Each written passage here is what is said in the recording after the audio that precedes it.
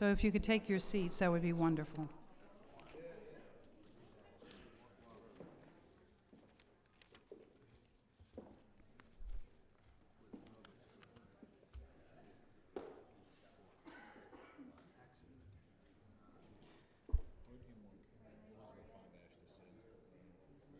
Do we have an extra chair?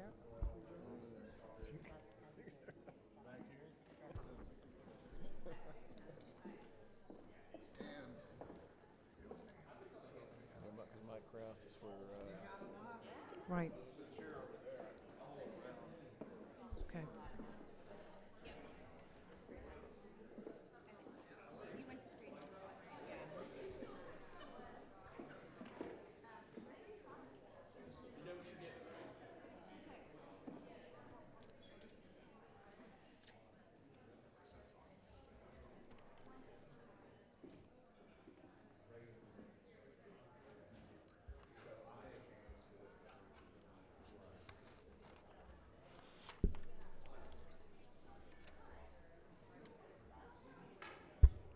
Logistics gets hairy. Okay. Easy for you to say.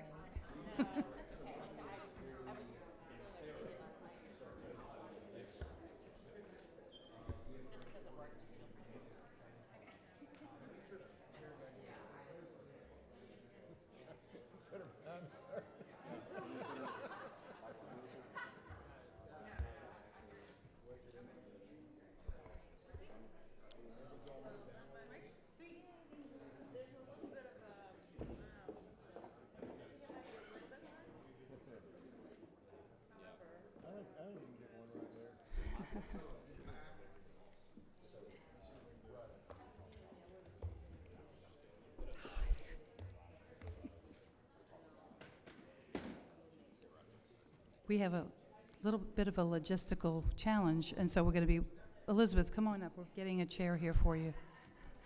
Elizabeth Five Ash is here representing Commissioner Schwen.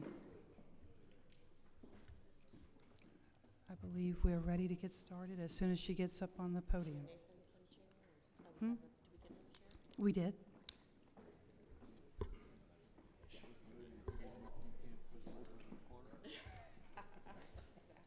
So everyone knows I'm a stickler for starting on time. I believe we're ready. We're live streaming, ready to go.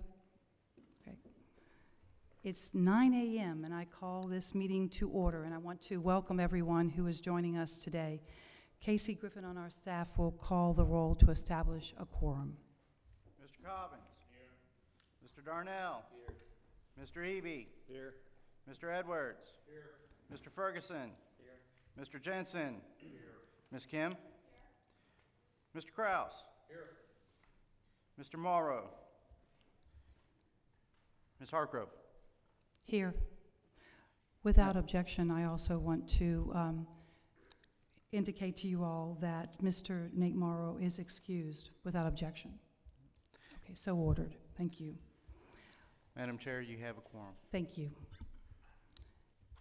I do want to start out by acknowledging Carson Newman University, President Fowler, Dean Haskins, the entire, did I say that right? Hawkins, I'm sorry. I knew that for sure.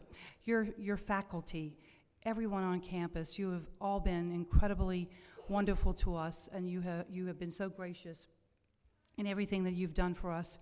We know that it takes a lot to pull off a meeting like this and to do all of the logistics on behalf of the State Board. So thank you. You did everything. Dinner was wonderful last night, and the program was excellent. And we had an opportunity to be with students, and that was certainly a highlight for all of us to be able to interact with the students here at Carson Newman. And clearly, they are doing this so exceedingly well. Do you know that they have they're still educators, 3 educators that were Teacher of the Year. That doesn't happen accidentally. That's by design, and that's by hard work. So kudos and compliments to the faculty, and to you, Dean Hawkins. Thank you so much. I do also want to acknowledge, we're vying for who's going to do this. No, we both want to, and I think everybody here on this board, agrees with me that we have a great friend in the audience, and it's Chairman Harry Brooks. He was formerly the chair of the House Education Committee, and he is chairman of this board for the, is it the College of Education? I'm going to get Carson Newman Board of Trustees. He is a great advocate for public education and certainly a friend to this board. So thank you so much for being here, and thank you for all that you do. Let's give him a round of applause.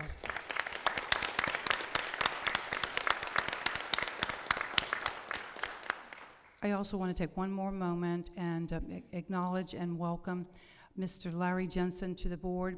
He joined us yesterday in workshop and in our special called meeting last month.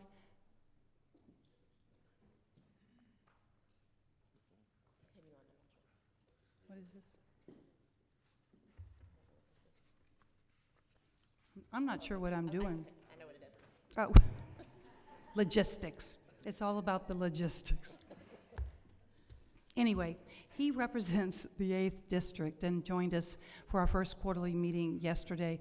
So we're delighted to have him. We actually had a pinning ceremony, so he's official now, and I'm delighted to welcome him to the State Board. President Fowler is here with us, and he has some remarks for us. Thank you. Just a welcome once again today. It means so much to our Carson Newman University family for you to be on our campus for these 2 days. We are so proud of our education faculty. They embody the kind of excellence that we want to aspire toward. Dean Kim Hawkins and her team, they do a phenomenal job. And we are so grateful that because the decisions that you make, they have a profound impact on teacher education, on those teacher candidates who are preparing to one day enter these classrooms. Y'all have some incredible decisions and such a huge umbrella of influence over all things education in our state. And we just want you to know that we are cheering for you. We're grateful for you, and thank you for honoring us by being on our campus today. And we are grateful that our chairman, Harry Brooks, could be here as well. And just as he has invested his life in education in the state legislature, we're grateful to be a recipient of his leadership and service here at Carson Newman as well. So thank you very much. Thank you so much. It really is truly an honor for us to be here. Thank you. Thank you.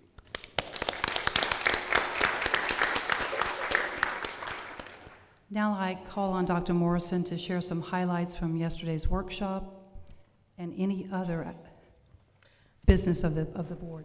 And I will try to be brief, but we had a full day. So we started yesterday morning at about 7:30 with 2 school visits. We were hosted at Maury Middle in Jefferson County and Lincoln Heights Elementary in Hamblin County. Maury Middle in Jefferson County is a 2-time reward school. It's led by Michelle Walker, their principal, who is just a phenomenal educator and advocate for children.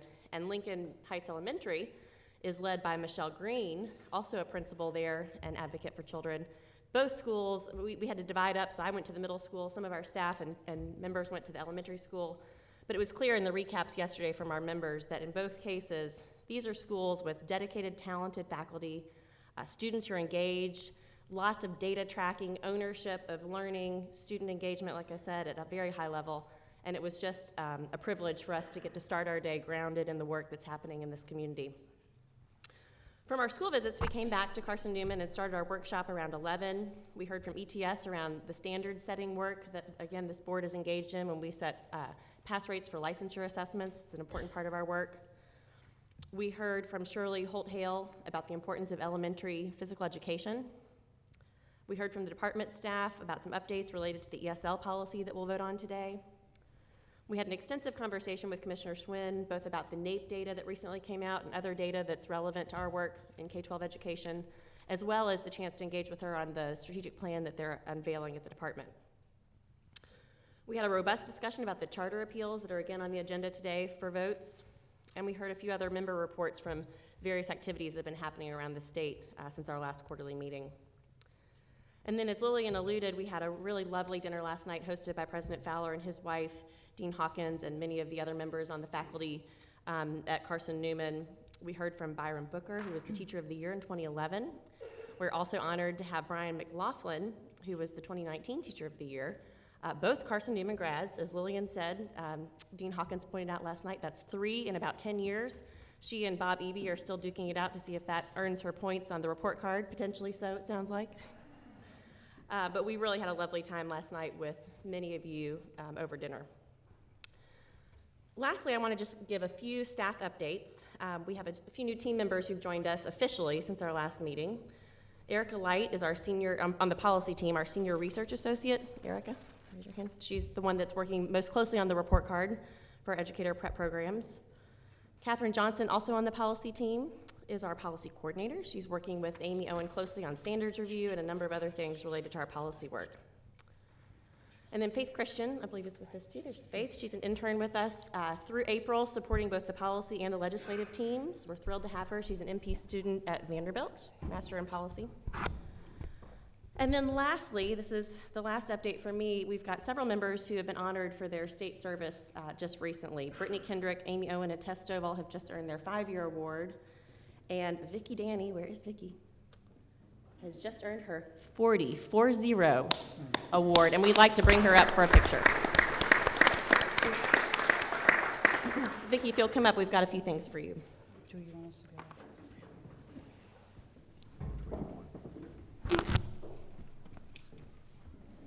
Vicki, while I'm coming up, how many years of that 40 have been at the state board? 29. 29.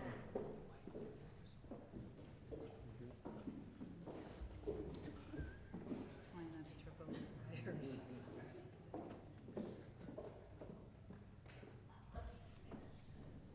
Yeah, this is a major OSHA violation back here, for sure.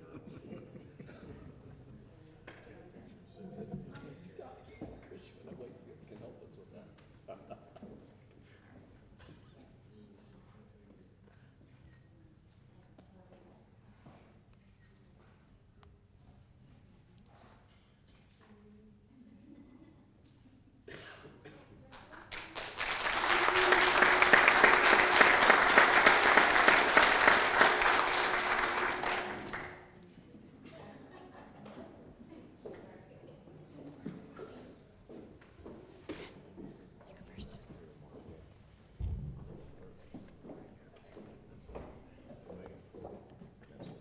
It's a 0% chance.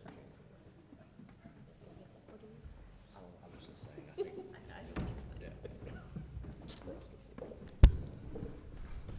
Congratulations to you, Vicki. I told her she's not old enough to have been working for the state for 40 years. Congratulations.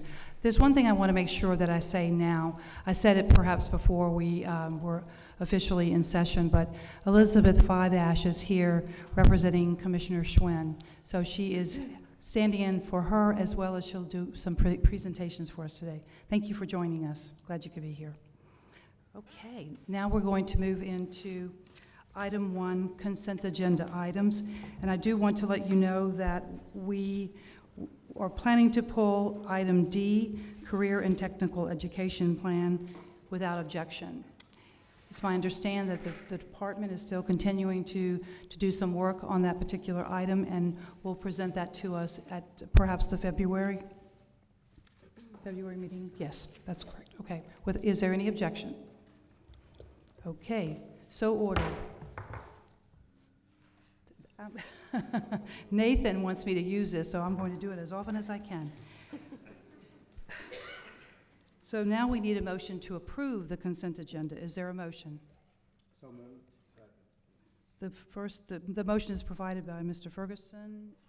Mr. Jensen provides the second. All of those in favor will say aye. Those opposed will say nay.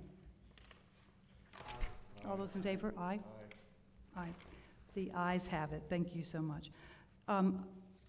The items on first reading will begin with the first item, which is 2A.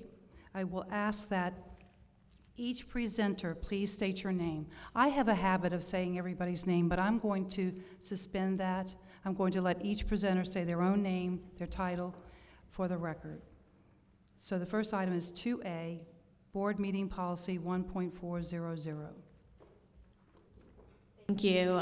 Catherine Johnson, Policy Coordinator with the State Board of Education. Good morning, Madam Chair and members. I am presenting minor revisions to the board meeting policy on first reading. We are proposing to add several items to the list that can be approved on first reading. The first two items are course access providers and course access courses. These will be thoroughly reviewed by the Department of Education as set out within the course access rule before being presented to the board. The last item is the Charter School Governing Board training options. You will hear a relevant rule on this shortly on first reading. By law, these options will be reviewed by the Tennessee Charter School Center before being presented to the board. Are there any questions? Do you want to ask for clarifying? Mr. Eby? So are you presenting A and K and, I mean, three different ones? These, I just highlighted the three items or the three topics that can be voted on first and final to the list. You can find the list of items that can be voted on first and final on page. So I do have a question on K. Yes. You did A, and what was the other one you were doing? The items that It's are just going A. to be added to the list on board meeting policy 1.400 are course access providers, course access courses, and charter school governing boards. These aren't separate items on the agenda. They are items being added to policy 1.400. So Just the it's one item that item we're voting 2A that we're voting on. Are there any questions for Catherine? Are there Sorry any if that was questions? unclear. There are no questions for her. Is there a motion to approve? I move for approval. Mr. Eby, is there a second? Second. Mr. Darnell, any discussion? All in favor, say aye. Aye. Opposed? The ayes have it and the motion is approved. Thank you. Item 2B, Pupil Transportation Rule, Rule 0520-01-05. Thank you, Madam Chair. Elizabeth Fiveash with the Department of Education. Elizabeth, because you're a frequent flyer, and I think the camera will pick you up over here, it's probably better if you move over to the podium for your items. Sorry to make you do that. That is okay.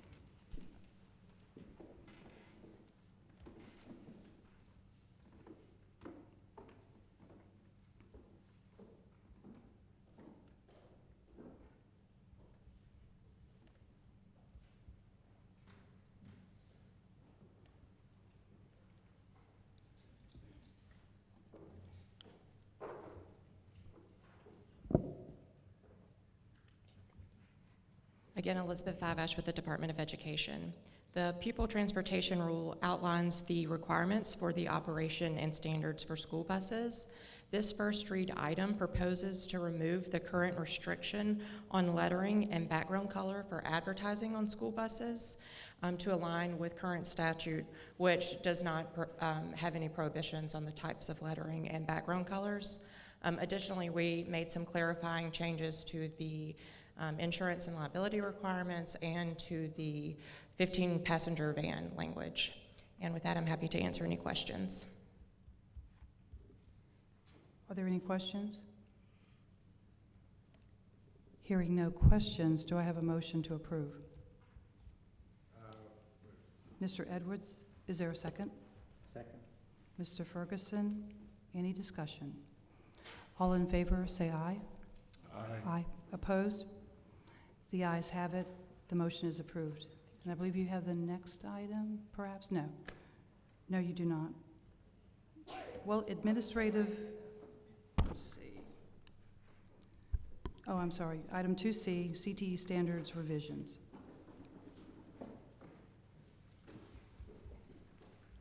Good morning, Board, Chairman. Steve Plale, Senior Director of College and Career Experiences for the Department of Education. I'm bringing this item before the Board to revise CTE course standards and introduce new courses to CTE programs of study in the Agriculture, Food, and Natural Resources Career Cluster, Health Science Career Cluster, Finance Career Cluster, Hospitality and Tourism, and Transportation Career Clusters.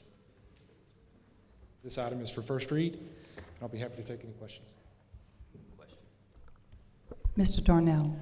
I'll go ahead and apologize. My voice is almost gone today, so I'm going to try to get through this. My question is, can you explain why it was that just these courses were revised? Was there a look through all of the different the different sections, and those were okay, and these needed to be updated? Can you explain that process? Absolutely. So annually, the Division of College, Career, and Technical Education reviews our CTE courses and course standards. We do that in conjunction with the Department of Labor, Workforce Development, Economic and Community Development, and our Advisory Council to address any sort of economic trends or labor market data trends that may justify changes to course standards or courses in our programs of study. This has been an annual process where we have reviewed all of our courses, all of our standards. However, as a note for the board, moving forward, the department is adjusting that policy or that procedure. We'll be reviewing on a scheduled basis in a kind of once every 3 years rotation. We'll be reviewing based on data trends and labor market trends. There was a lot of additional work that was going into this process that did not warrant additional changes and justification for changes. So this year we did review all. These were the courses that were identified that needed standards revisions or new courses added.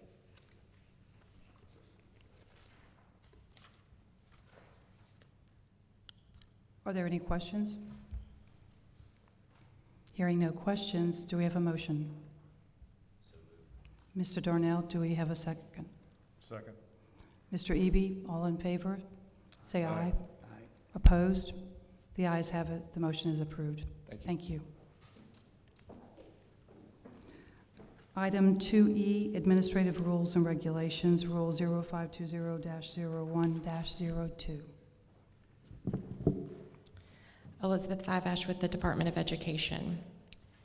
In an effort to streamline the state board's rules and to make the items more user-friendly for schools and districts, we are proposing to reorganize and retitle the administrative rules and regulations, as well as the minimum requirements for the approval of public schools rule. This item proposes to alter the administrative rules to only apply to operational requirements for schools and districts. So the proposed new title would be District and School Operations. Again, we focused on just the operational requirements for schools, and additionally, we included some requirements that were previously in policy and compliance with Public Chapter 929 of 2018. And with that, I'm happy to answer any questions. Yes, Mr. Eby. Yes, I've got several questions here. First, I know this is a streamlining of the rules, but why was the employment standards pulled out? Is that someplace else? That will be an item that we will be bringing to you in February. It makes more sense to be included with the other educator requirements, so we're going to be pulling that out, and it will be its own separate rule. And that will be presented to you all on first reading in February. And we are planning on getting extensive feedback on the district and school operations rule and the new academic and instructional requirements rule. And so then we anticipate all three rules then coming back for final reading. I'm trying to remember the new schedule at the May meeting. Is that the next meeting after February? So will there be a period where we have pulled out the employment standards before we pass the new one that we will be operating without an employment standard? No, sir, we're going to hold all rules for final reading, all three in May, and that way that they will all be on the same schedule. Okay. Next question, under 520010207, Library Information Joint Career and Technical Centers. It says that the library gives the number of how many librarians are based on students, and it says shall have like a half-time employee or shall have full-time employee, depending on the numbers. Should that not read shall have at least a half-time or at least? Because if a district wants to have more librarians, we're not going to be upset with that, but it would be a violation of policy if they did, if we didn't change that. Right, that's a good flag. We'll make that change. Okay, so I'd recommend make that at least. Then on the alternative schools, the definition says an alternative school is a short-term intervention program designed to develop academic and behavior skills for students who have been suspended or expelled from the regular school program. I think there are districts, and I may be wrong, but I think there are districts in the state that people can go to alternative schools even though they have not been expelled. They're a better fit for those students. So should we change that definition? So in the state's reporting system, we have a designation that's called hybrid alternative school, and that is to capture the exact scenario that you just described, where it's for students who are attending who have not been suspended or expelled, but in accordance with what is in statute, alternative school, a true just alternative school is should only be for students who have been suspended or expelled, but you're right, there are districts that have students attending that weren't suspended or expelled, and that's why we have that hybrid for. So there is a technical term called hybrid alternative school. That is correct. Okay, thank you. And then the last one under school board's training, actually talking about the strategic plan monitored for each school board. I know there's a wide variety of strategic plans, how districts develop strategic plans. How are those things monitored? How does the district determine if a district is, how does the department determine the validity or of the strategic plan that a district is required to do? Or is that the responsibility of the local school board? No, the local school board develops a strategic plan, right? That's correct, and so for the strategic plans, they do submit those to the department, and those are reviewed by I don't want to get the name of the new office, Eve Carney's office. I think it's Federal Programs and Monitoring is the name of her office. So they do submit that to the department through ePlan, and we monitor that they have completed those plans. Thank you. Are there any other questions? So do we need a motion to modify that one to say at least, or how does that work, since this is a rule?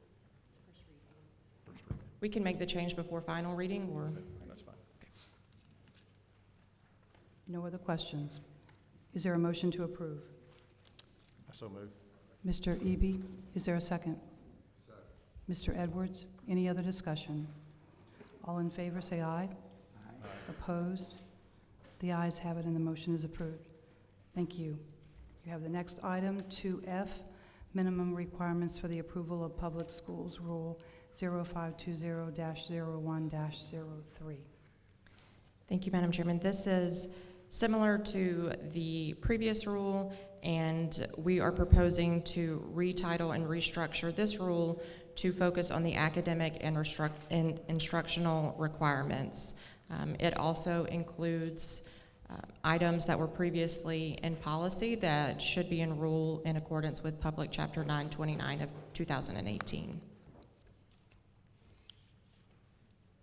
Mr. Eby. On page 6, we say students may transfer among public schools or among category 1, 2, or 3 private schools as defined by the state board. Can't students transfer between public schools and private schools? So shouldn't that read and or? The way it reads, it looks like you can transfer among one, or you can transfer among the other, but you can't transfer across.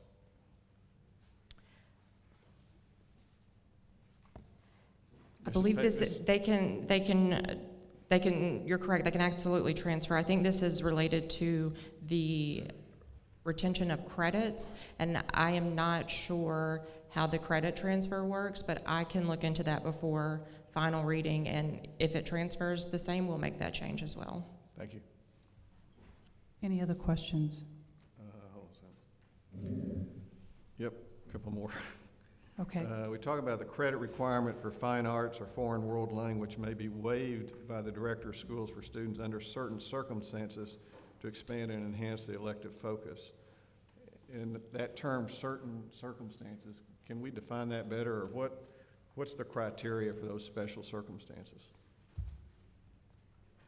Is that for ESL students maybe who understand those foreign world languages, or what?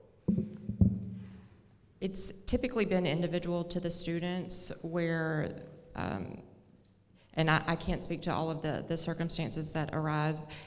There's also been situations where a student may have transferred in out of state and could potentially be in jeopardy of not graduating on time. That's been a situation that I know that has arisen, but we can try to further clarify and define that. I think that'd be helpful. And the last thing I just note, we talk about graduation requirements. We are in the process right now of having a working group on graduation requirements, and those may change next year. Mhm. Thank you. Any other questions? Mr. Madam Edwards. Chair, I actually went as far as to write this down, so Larry, you'll understand later why this was a good idea for me to do. But in our last meeting, we talked about that I thought we ought to revisit our policy on our action in eliminating the end of course exams for chemistry and English 3. And here are some points that I wanted to make when this came up this time. First of all, we need this data. We already know that less than 40% of high school graduates meet the ACT reading benchmark. We know this deficiency spills over into other courses like chemistry. Only about 50% of graduates meet the benchmark in English. Most recently, our NAEP results confirm these deficiencies. Dropping the EOC exam in English 3 and chemistry eliminated a critical source of data as we try to move the needle on these scores. Second, if we're going to set aggressive standards, and I believe we've done that with many hard-fought struggles along the way, many of which were done by Harry Brooks, then we have to have assessments aligned with them to measure performance. The standards aren't worth much if we never assess performance against them. Our EOC exams were designed to match our standards, and it would be a step backwards to lose this yardstick. I've heard the concern that if students don't do well on the EOC exam, it's too late to fix the problems that led to the underperformance, and therefore the data isn't useful. I disagree. On the contrary, where underperformance is the result of longer-term deficiencies, we'll still need this data to know if the interventions that we're trying in the early years are making a difference in high school. Problems in early reading are without a doubt linked to underperformance in all subjects later on. And we can acknowledge and address that without using it as an excuse for lower scores in these exams. Lastly, I know how difficult it is to find endorsed teachers for many courses, including chemistry. By dropping the EOC exam, we now have excused ourselves from that obligation because our policy allows a non-endorsed teacher to teach a subject if it doesn't require an EOC exam. That means we can't be sure that the teachers providing the instruction are competent in the subject. If we have chosen to make these courses required for graduation, then it's our responsibility to make sure that we can provide that instruction. If the problem is a lack of endorsed teachers, forcing this issue may help spur more creative ways to entice qualified teachers to seek these endorsements, or innovative ways of providing an instruction that meets their needs. We can't simply abandon the field. Bottom line, I believe that we should reinstate the EOC exams in chemistry and English 3 and resist the temptation to lessen our focus on accountability. We'll never get better if we don't hold ourselves personally accountable for improving the performance of our students and our educational system. Graduation rates are one measure, but they ought to be only a measure. As long as we continue graduating tens of thousands annually, students who have limited opportunities beyond high school, we are not meeting our responsibility.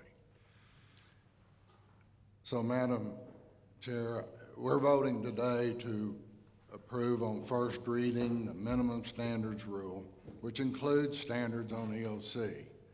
I ask unanimous consent that this board direct the Testing and Accountability Subcommittee to take this item up in its next meeting in January so that we can amend the standards to ensure that our process provides clearly for 1, assessments aligned with our standards, and 2, requiring qualified endorsed teachers to provide instruction in these courses.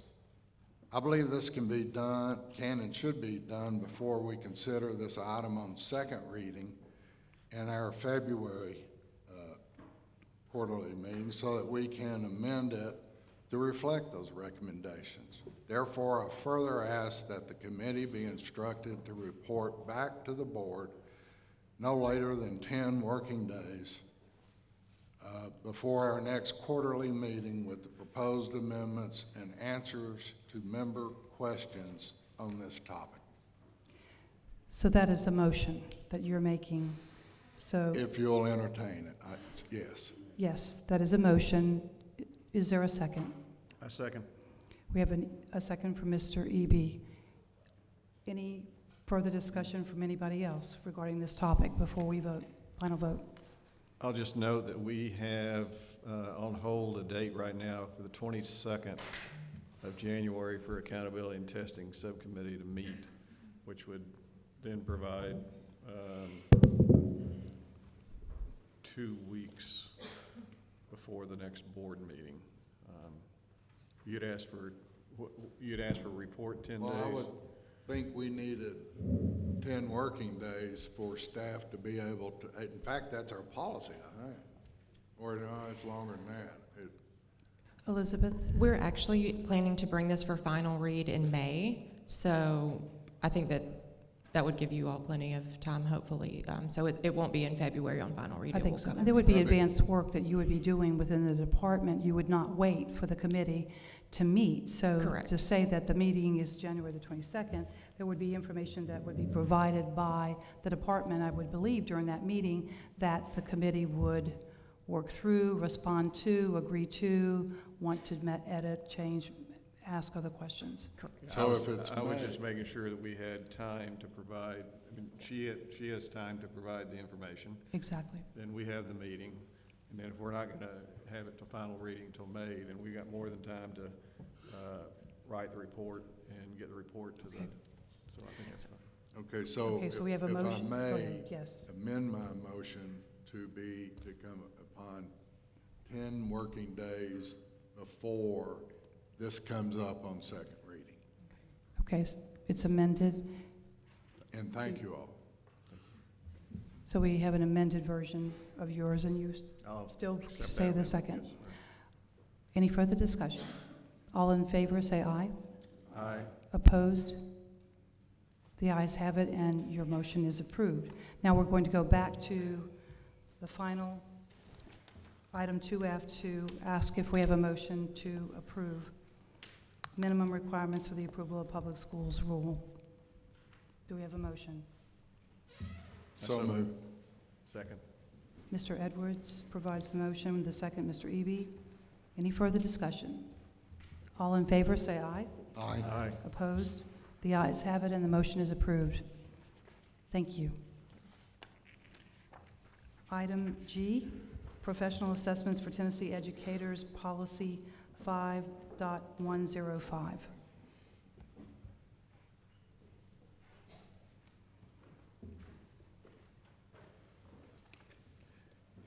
Good morning. My name is David Allenson. I have the pleasure of serving as the Assistant Commissioner of Human Capital. It's a pleasure to be here today, Chair, Vice Chair, members of the board, Executive Director Morrison. I'd actually just kind of like to start, Mr. Edwards, you set up what we're going to talk today about perfectly, and there's a specific phrase you said, that when potentially proposing these changes to policy, it will create districts to come up with creative solutions to solve recruitment and staffing needs. Right here are over hundreds of surveys from superintendents and from HR directors, because although I'm here today in Jefferson City, since we were in Gatlinburg, where I was able to co-present with Executive Director Morrison, and we talked about licensure and what are the concerns that districts had, they responded back with survey results. I personally replied to every single one of those surveys, and I can tell you that information was shared with Executive Director Morrison. But that's just the beginning of the conversation, and that's about some of the items we're going to talk about today. And in the last 2 weeks, I've been to Knoxville, I've been to Jackson, I've been to Lebanon. I'd also just like to say that I've been working here now 6 months, and if you'd asked me 6 months ago, I would have told you I was in Lebanon. So next week, Monday through Wednesday, I'll be in Memphis, meeting with Shelby County, and I can tell you, without a doubt, I genuinely believe we have some of the best superintendents and HR directors in this country that have solutions. And what I'm going to present to you today, again, is the start of a conversation that I think starts to address some of the issues that will help get every child the teacher that they deserve. I'd also like to give a special shout out to TOSS. Dale Lynch and Barry Olhausen, in less than 2 weeks, have actually put together vacancy data across the state. We had over 122 superintendents reply with vacancy data in less than 2 weeks. We have never once had at the State Department vacancy data. We've had labor market data that is very different than actually having the vacancy data. And I can tell you, I know your specific concern is of chemistry, but right now we have 124 special education positions unfilled. More importantly, this is across the board. Every region is facing this. It's not, when we talk about labor market data, we may think, oh, it's just a West Tennessee issue. It may just be East. This is across the board. Also, over 100 math teachers we do not have. And based on conservative estimates alone, that means 12,500 students do not have a math teacher today. I think it's incredibly impressive, Tennessee's ability to do what they did on the NAEP scores to recover to where they were in 2013 when we don't even have the math teachers that we deserve. I think our superintendents, our principals, our teachers are doing incredible work. And when we talk about teacher retention, that has to be part of the recruitment conversation. When we don't have the teachers we need, what happens is teachers are covering classes on their prep period. We're actually merging courses. That creates teacher burnout and will only exacerbate the situation. So I'll get off of my soapbox, but I really appreciate, and this is why I'm really passionate, because the board has been clear to me that we need to engage the field, and I can tell you that is my utmost priority to make sure that the ideas that we're presenting are solutions oriented and are based on what people are experiencing that are on the ground floor. So with that, the first item, which was 5.105, is that to become a licensed educator in Tennessee, individuals must demonstrate both content and pedagogical competencies. This item deletes various requirements of an end date of August 2019 and adds additional assessment options for educators seeking a Spanish or French endorsement. The push here, this is an equity play. What we're proposing is an alternative assessment, so Praxis can still stand for foreign language, but this actually introduces ALTA, which is a cheaper exam, but it's also an oral-based assessment. So this will actually benefit native language speakers that will help fulfill some of the foreign language requirements. Again, this is a first proposal, but I thank you for your consideration on this item. Are there any questions or comments? Just one comment. One thing that we're trying to get away from now is instead of using foreign language, is you use world language. So I'd recommend, that was brought to us at the last meeting that we had on high school graduation requirements by a TDOE person. So be sure we use world language in here. Yes, sir. Any other questions or comments? Because we could all get on our soapbox, and I do it every time we meet. Mr. Edwards? I appreciate the oral, I think that's the oral assessment. And how do you handle the pedagogical side of someone's skills to be a teacher?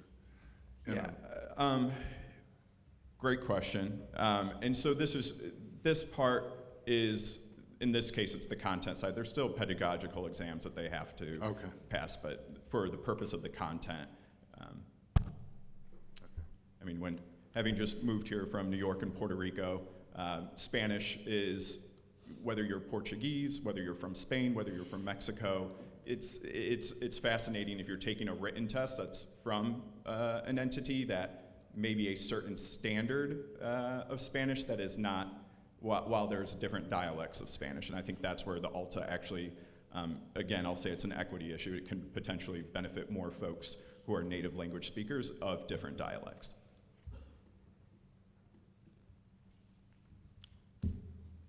Any other questions or comments?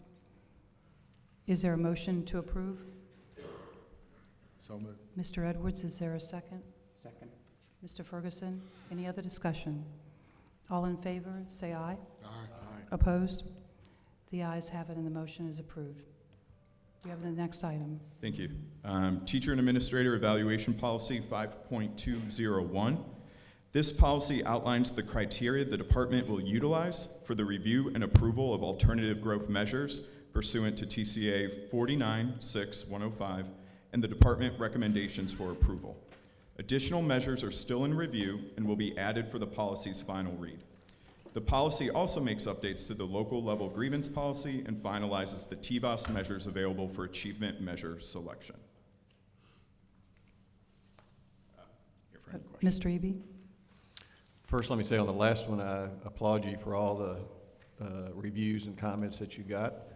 My question here is, since this does address grievance issues for teachers, have you also had the opportunity to provide input from teachers and TOS for this policy? So specifically, I'd say this is why we want to be clear that this is still in review and we will continue to engage input. I would say that in my conversations, I've focused first on superintendents, then HR directors, so TOS, and then also TSBA.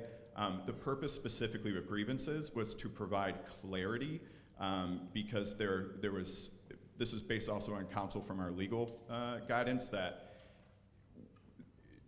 the policy as is was not necessarily being handled across the board at districts in the same way. So by providing this clarity, we're trying to resolve that so that everyone can be on the same page. So the current guidance that we've gotten is based on concerns we've received from teachers and from HR directors, but I do think that there is a level of education that needs to concur with this conversation. So fortunately, this is the month of November.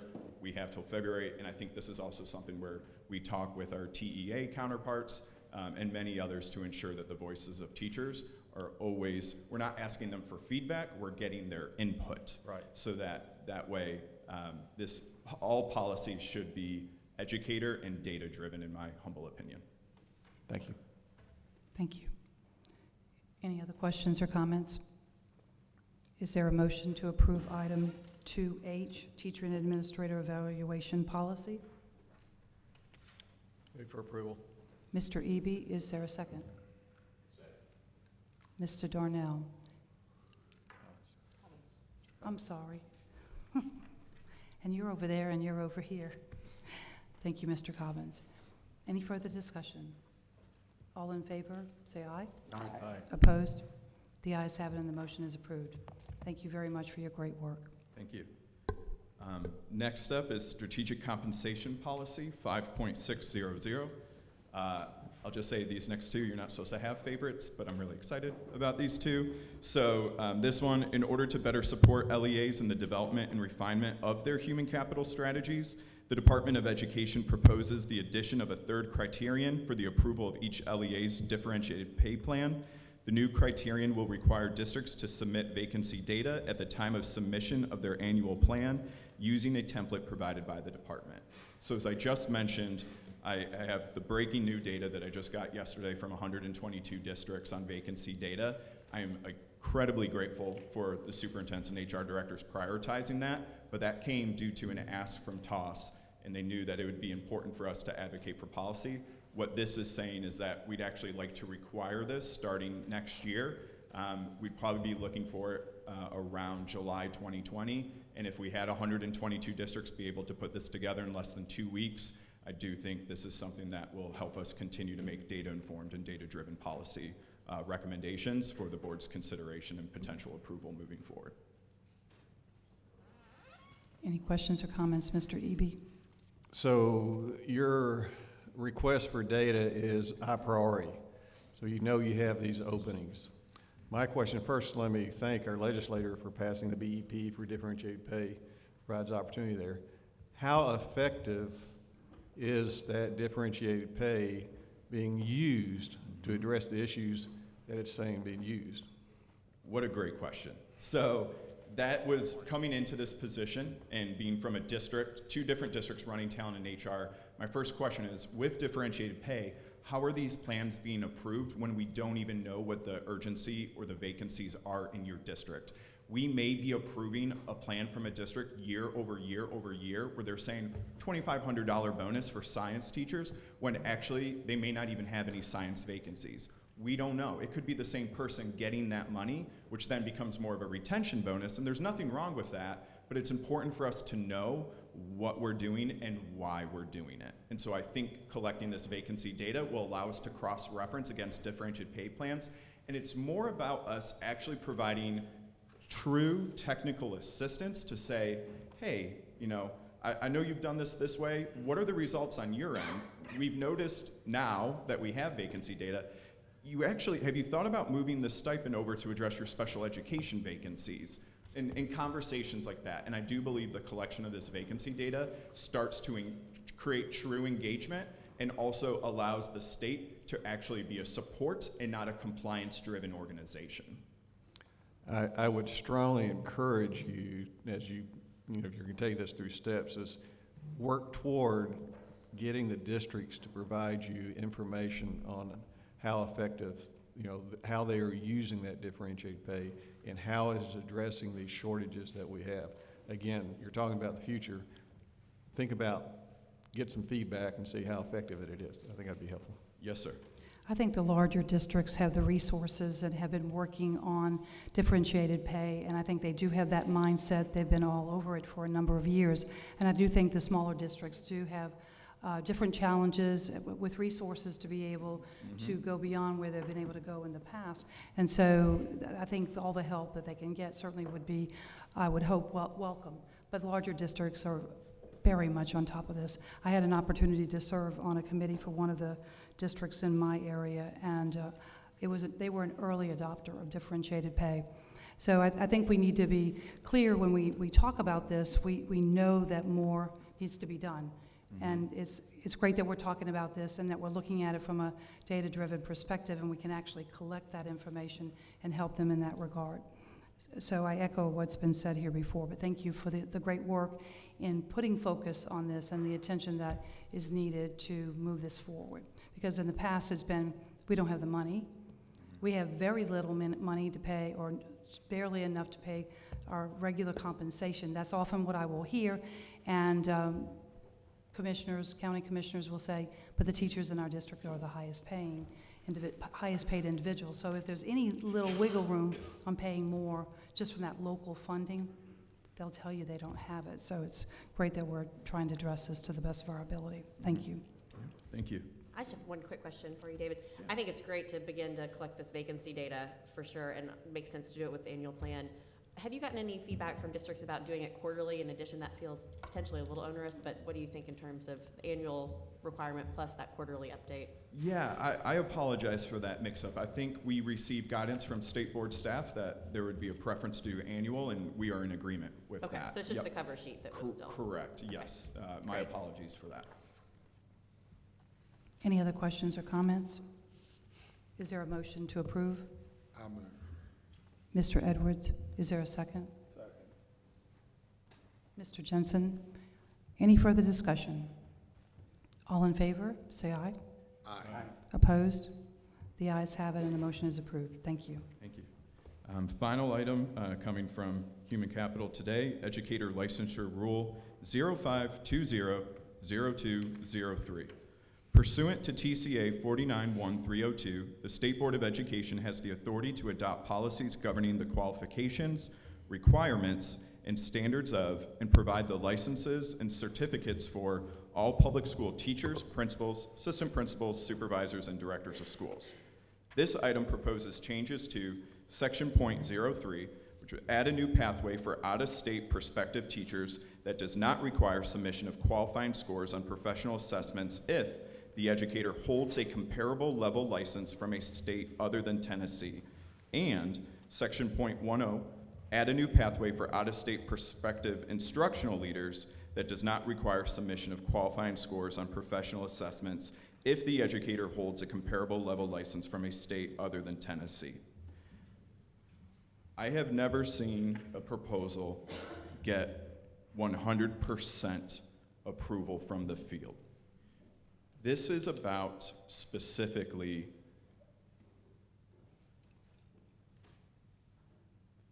respecting the profession. Right now, teachers and administrators from out of state that have experience, that are doing the work, in Tennessee being such a border state with many multiple states, requires folks to take a praxis prior to coming here. Even if they already have passed a standardized assessment, they may have even passed the praxis, but it was a different one or at a different score, qualifying score.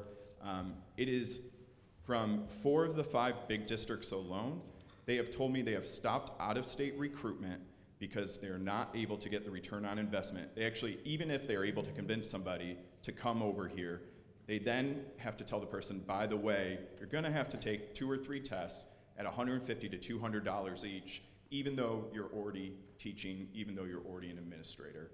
And so this is something that I believe when we talk about lacking chemistry teachers, when we talk about lacking math teachers, and look, the commissioner talked yesterday in her strategic plan about grow your own, and that's the long-term solution, but we have to do something here and now, because again, I will keep saying this, at a conservative estimate, 12,500 students do not have a math teacher.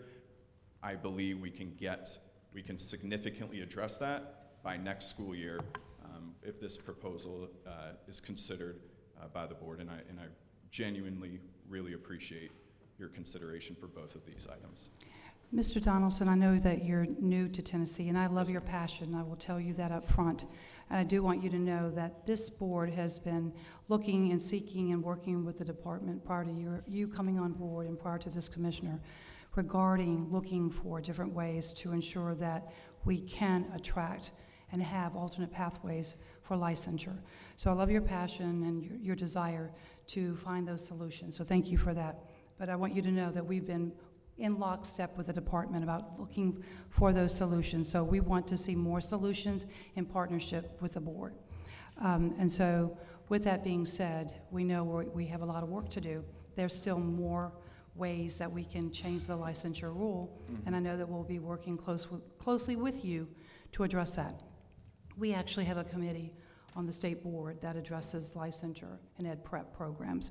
So this would be directly in alignment, and I'm sure you'll be serving very closely with us to find those solutions. I see the passion, and I know you will, so thank you. Any questions or comments for Mr. Donaldson? I would just say I've appreciated David's partnership to that same endpoint, Lillian, and I know there may be a couple additions that we're still working through that would come on final reading to address some additional ways that we think we could solve for those alternate pathways. So stay tuned, and I know this will be a topic at our subcommittee that you mentioned, Lillian, at their upcoming meeting. So thank you, David. Madam Chairman, I've heard from a few folks in my district that this would be a very welcome change, and especially as we try and fill these vacant positions. So. I've heard similar comments too. Thank you. Mr. Kraus? And just to add, from the military perspective, that this is a huge thing for military dependents, and I can't speak for all of Fort Campbell, obviously, but I have spoken to leaders at Fort Campbell who have personally been following this policy. Because when a service member is transferred to Fort Campbell and their dependent comes as a dually licensed teacher from another state, thus far they've faced some significant hurdles. This policy will address that. Definitely. Any other questions or comments? Yes, Mr. Donaldson. Just may, I would regret not saying this, that when I referenced the co-presentation with Executive Director Morrison, that 2 board members were also able to come to, that was because of the work of the state board staff and the state board, based on even a survey from a year ago that started that conversation even more, or continued a conversation. And so I am definitely inheriting whatever is above a foundation, and I'm very grateful for that, because this is my first time not coming into a turnaround situation. This is my first time actually getting to build off of great work that's already been done. So I specifically am thankful to Executive Director Morrison and Amy Owen for their continued support as we are solutions oriented on behalf of our districts. Thank you. Appreciate that. Thank you. Questions, comments? Is there a motion to approve? So moved. Mr. Ferguson, is there a second? Second. Mr. Darnell, any further discussion? All in favor, say aye. Aye. Opposed? The ayes have it, and the motion is approved. Thank you very much. I greatly appreciate it. Thank you. You're welcome. Item 2K, Charter School Governing Board Training Rule 0520-14-01-.07. Thank you. Tess Stovall, Director of Charter Schools for the State Board of Education. I am presenting the Charter School Governing Board Training Rule to you on first reading. The requirement that charter school governing boards have an annual training that is certified by the Tennessee Charter School Center has been in statute for many years. Public Chapter 219, which was passed in the 2019 General Assembly session, added a new requirement that these courses needed to be approved by the State Board of Education. So currently statute says that the governing board shall conduct at least one annual training that is certified by the Tennessee Charter School Center and approved by the State Board of Education.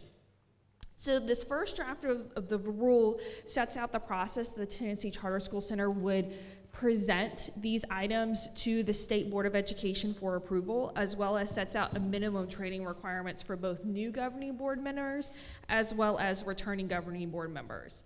This first draft we worked in conjunction with the Tennessee Charter School Center to understand what their current process looks like, as well as shared this first draft for feedback with authorizers and operators. We do have a rulemaking hearing set for December the 5th, so I would expect to be bringing this rule back to you for final reading in February after having gathered additional feedback from stakeholders. And I'm happy to take any questions. Mr. Eby? The role of the chartering board is very important. Mm-hmm.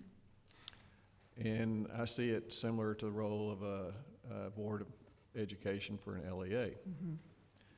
The training requirements for an LEA board is 16 hours for the first year and 8 hours every year after that. Mm-hmm. I notice we have 4 hours, mm-hmm. I think, the first year, mm-hmm. and 2 hours every year after that. Mm-hmm.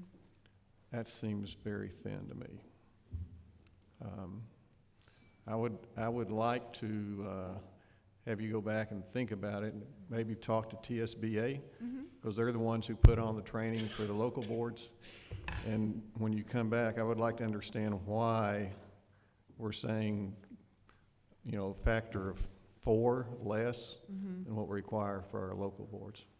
Absolutely, and I will say that the 2-hour requirement is what has been currently the process for the Tennessee Charter School Center. So we felt like bringing it to 4 for new governing board members was an increase. And certainly we talked to TSBA before bringing this for a final reading, and we're talking to them again. Happy to take that feedback and see if there's ways that we can look to strengthen the requirements for governing boards, because we know as an authorizer that a strong governing board leads to a very successful school, and I think you all have seen revocation appeals where we have seen not strong governing boards. So thank you for that feedback, and we will certainly take that back. Tess, I may have missed it, but who would be providing the training? I'm sure it's in here, but So a part of the certification and approval process will be a requirement to provide who that training might be provided by. There is a process to go through that a charter school operator could suggest a training course that they feel like might need. They might get an outside person, and that would have to be approved by the state board. So there's a variety of different individuals or organizations that might be providing that training. is that referenced in here and I didn't see it? I think it's in the list of what would have to be provided when we're providing a training course for approval. Okay, thank you. Any questions or comments for Tess? Thank you for the work on this.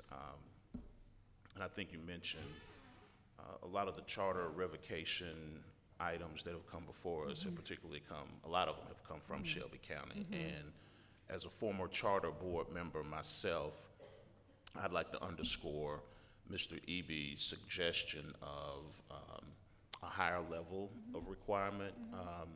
Sometimes training can be, here's a link to an online course that's 2 hours and you finish it in 30 minutes and you move on with your life. And Absolutely. I think that with a lot of the issues that have manifested themselves from charters that we've witnessed, I really, really believe a higher expectation of board governance could really address some of these issues and provide a more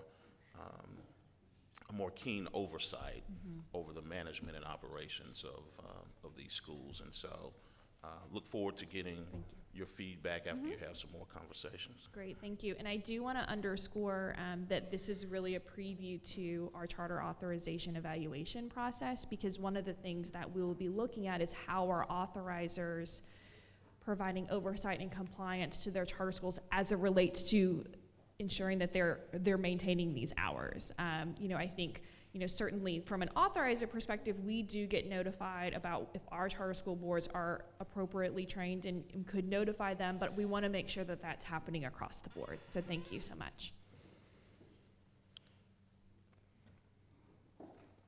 No other questions or comments? Is there a motion to approve? So moved. I heard two voices at the same time. Mr. Edwards? Who gave me the first? Mr. Cobbins provides the first and Mr. Edwards provides the second.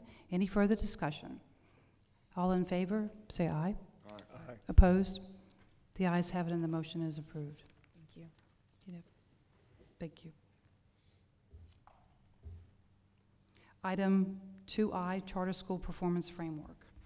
Thank you. I am presenting to you on first reading changes to the Charter School Performance Framework. This is the performance framework that the state board uses with its authorized charter schools. This change impacts the financial section of our performance framework. Number one, we wanted to better align the financial metrics with the government accounting standards, which is how charter schools are audited in the state. Secondly, we wanted to include the sources of the data that we're using to run these metrics directly from the audit, so that there's very clear information for both the operator and stakeholders of how these metrics are being run. As well as we were adding in the rent payments in the calculation around debt service coverage ratio. This draft was circulated to our authorized charter schools for feedback prior to first reading. We will also provide them an opportunity to provide any additional feedback between first and final, and I'm happy to take any questions. Are there any questions? Hearing no questions, is there a motion to approve? Mr. Cobbins, is there a second? Second. Mr. Eby, any further discussion? All in favor, say aye. Aye. Opposed? The ayes have it, and the motion is approved. Thank you. Thank you. Moving into action items on final reading. I'm going to ask for a consent agenda item to change, actually to hear items F to J together as one item. Is there any objection to that? F to J, those are the repeals. There are multiple repeals, and if we could hear those all together. Without objection, so moved. We will now proceed to item 3A, English as a Second Language Program Policy 3.207.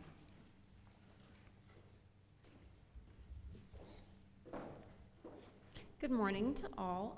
My name is Katie Barcy, and I am with the Department of Education as the EL and Immigrant Coordinator. And I am presenting the ESL Program Policy 3.207 for final reading. This proposal seeks to update the WIDA Access Exit criteria for English learners from a 4.2 composite to a 4.4 composite, as well as a 4.0 literacy score to a 4.2 literacy score. In addition, this proposal also seeks to establish exit criteria on the WIDA alternate access assessment of a composite score of P1 or higher and a literacy score of P1 or higher. In addition to these changes to exit criteria, this proposal also has some additional pieces around flexibility of tailoring of services for English learners that are more advanced. And in addition to that, I would like to make a brief formatting note that I want to call to your attention. It doesn't change the content of anything.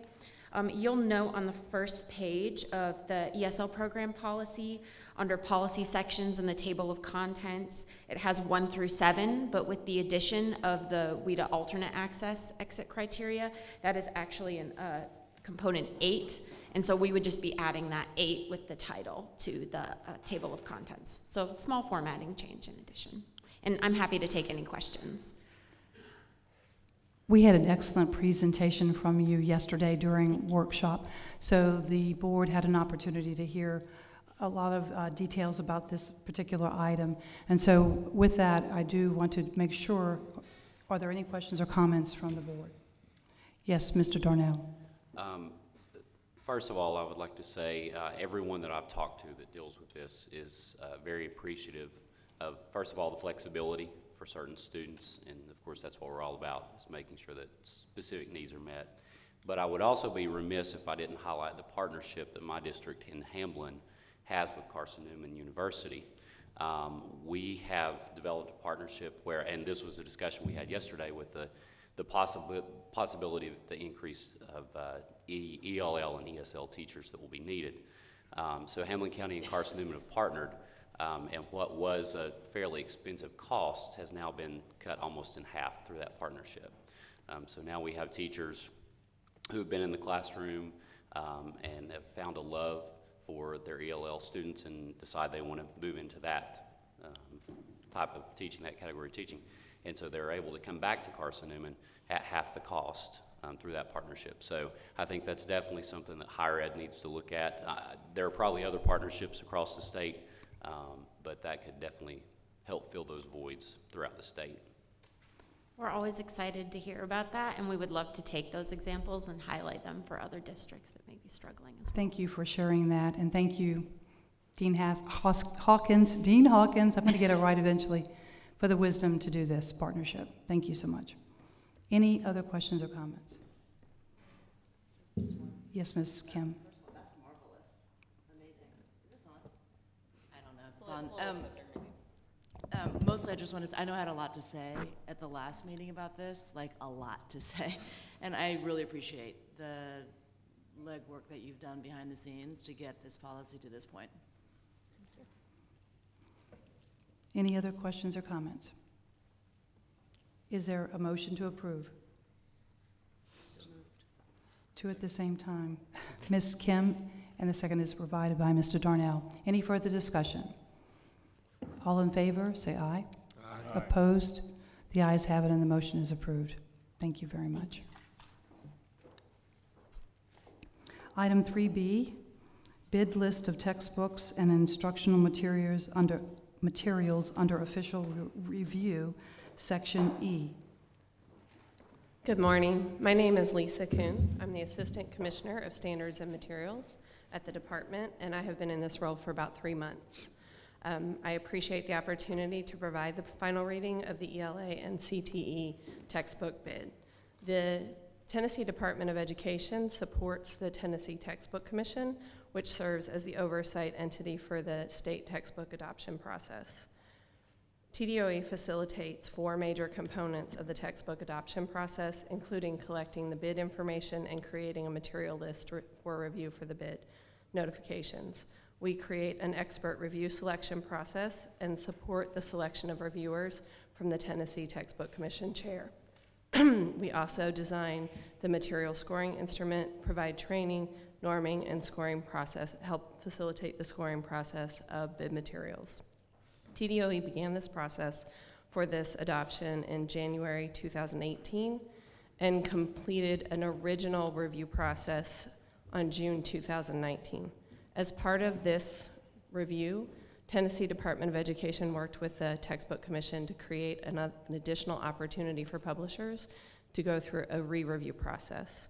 The re-review process allowed publishers who failed on the first review to revise their materials and to provide additional technical guidance for using the materials for the expert reviewers. That process began in July 2019 and was approved again by the Tennessee Textbook Commission on September 20th, and the materials were re-reviewed between September 20th and October 22nd. The materials were reviewed only on failed indicators from the first review and were reviewed by another set of expert reviewers. On October 22nd, the Textbook Commission heard the recommendations from the expert review panel on CTE and ELA materials. They also heard appeals and approved the list that you have in front of you for review. Any questions or comments? Mr. Eby? So our math scores have increased, but our English scores have not. They haven't kept pace. And it's been brought to my attention, several discussions from, I call learned people, that news reports speak about the important benefits of phonics to the extent of that some districts outside of Tennessee are moving away from whole literacy, balanced literacy, back to the old basal books of phonics, et cetera. And so I've reviewed our state standards in ELA, and I do notice that phonics are an integral part of that, but I wonder how much are they being stressed and taught in our districts, and do these new textbooks include phonics, and how do we assure that that's being addressed? So one of the pieces of that scoring instrument that was designed by the Tennessee Department of Education had a separate section on foundational skills and on that phonics component. So all materials were reviewed in the K2, 3, 5 space with a foundational skills lens and a whole section that materials had to be met on. On a separate initiative, I know you heard from the commissioner around the strategic plan. One of the key components of my office will be supporting districts on that foundational skills process and supporting teachers as they have high quality materials to support a foundational skills program that emphasizes that systematic phonics. We'll be able to support teachers' content, knowledge, and development both through my office and through the core consultants across the state. Thank you. Mr. Darnell? I just have a quick comment. I know our ELA teachers have a lot of stress on them. You know, when we look at accountability, what they do in the classroom sometimes affects teachers throughout their building.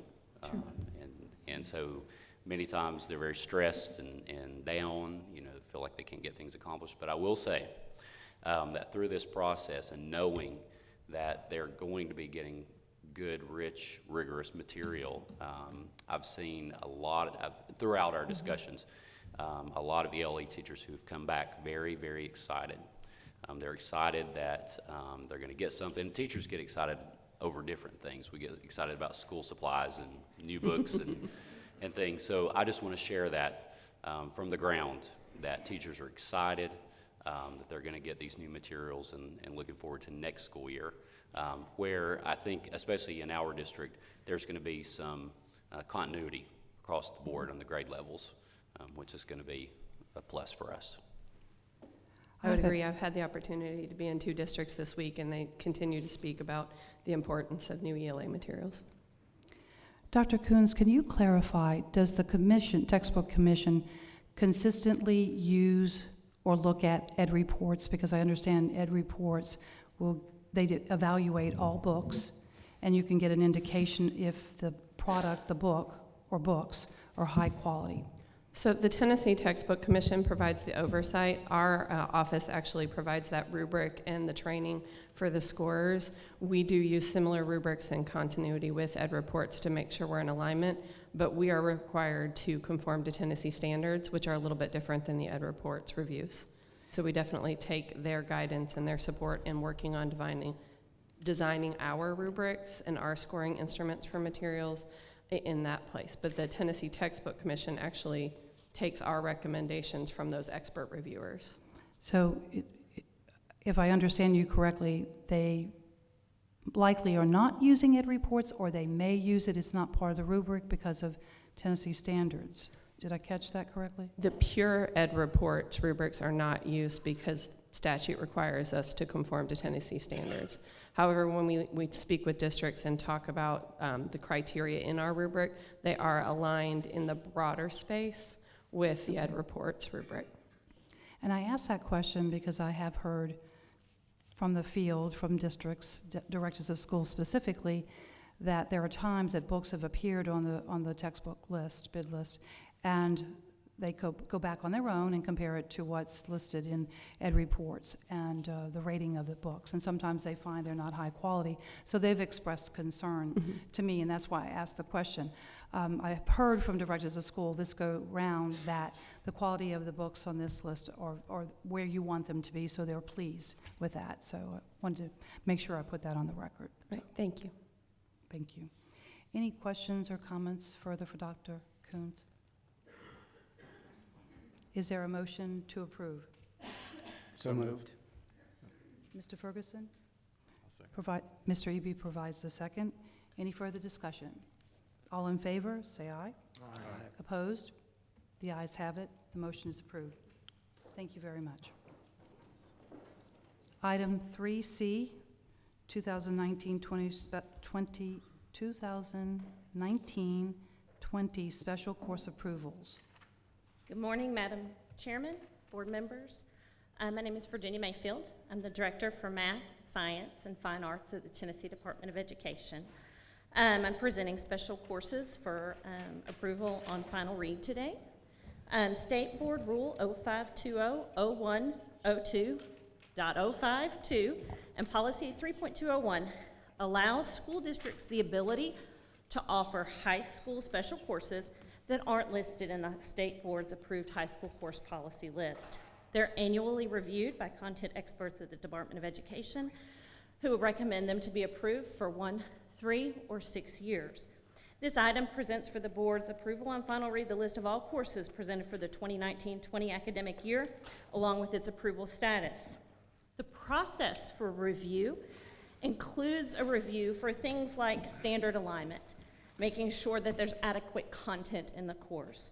But I think what's more important for you to know as you look down this list is that we also screen to make sure that there are not permanent courses already in place that districts could offer instead. For example, one of the courses you'll see denied is an anatomy and physiology class. That doesn't mean we don't want our children to take anatomy and physiology across our state. What that means is the recommendation back to the district is we don't need a special course code for anatomy and physiology. We have a permanent course code in place. Please use the permanent course instead of the special course. The benefit to students by using a permanent course code as opposed to a special course code is that in many cases that can count as a graduation requirement, particularly in the world languages space and in some of our science spaces. The vast majority of the courses that you saw on the list that was submitted to you that were denied not because students aren't taking those courses, but they're denied in favor of a permanent course that is already in place for those students to take. With that, I'm happy to take any questions from the board. Just a Mr. question, Ferguson. there's a few in here that have conditional approval. Can The you explain? conditional approval was for the district to provide some clarifications on standards, which they have done, and so they got permission to teach the course. Any other questions or comments? Is there a motion to approve? Move for approval. Mr. Eby, is there a second?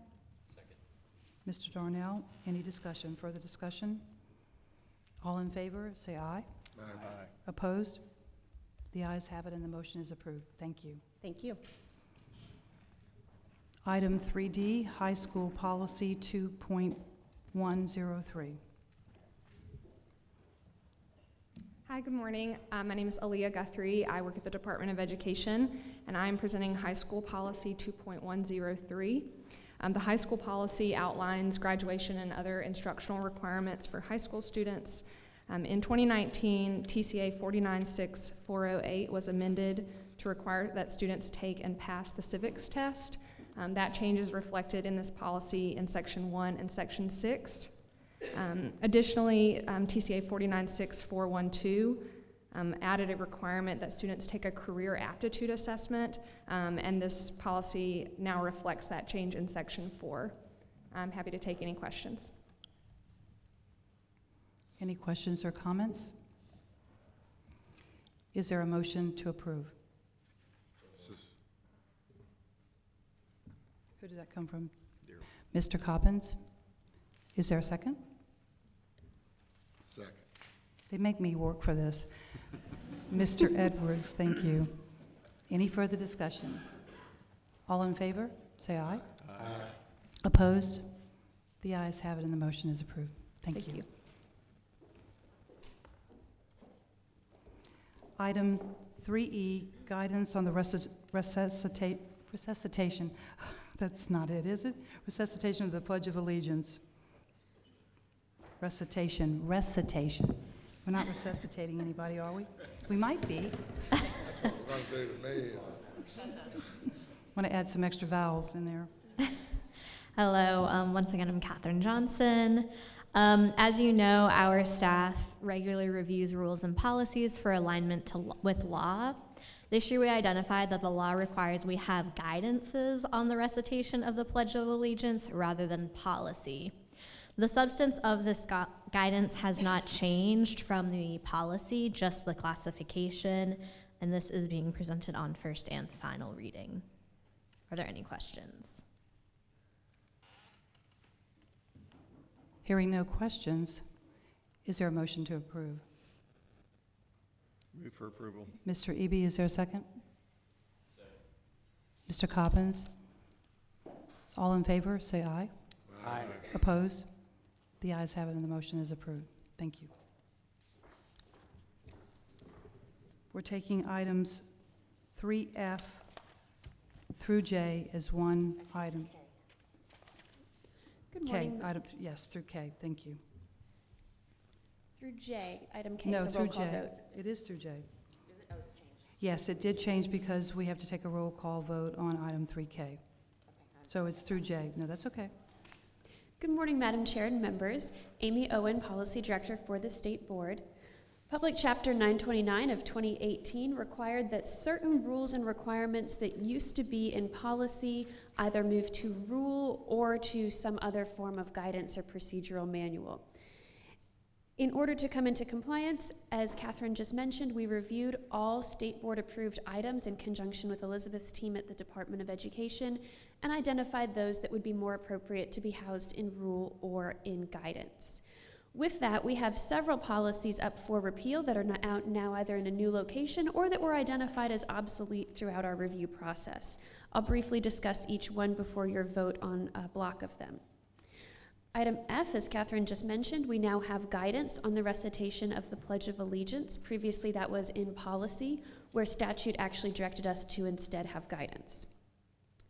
Items G and H refer to early childhood plans that had not been updated in close to 2 decades. These are obsolete, and the requirements are now contained in either the Tennessee Early Learning Development Standards or in program approval processes for the Department of Human Services or the Department of Education, depending on the type of program. The wellness requirement substitute is both in State Board rule and encompassed in the Department of Education's course code correlations, where it's listed as an appropriate graduation requirement substitute. And finally, for this consent agenda, the public records policy is now in a fully promulgated rule, so we no longer need to have the policy.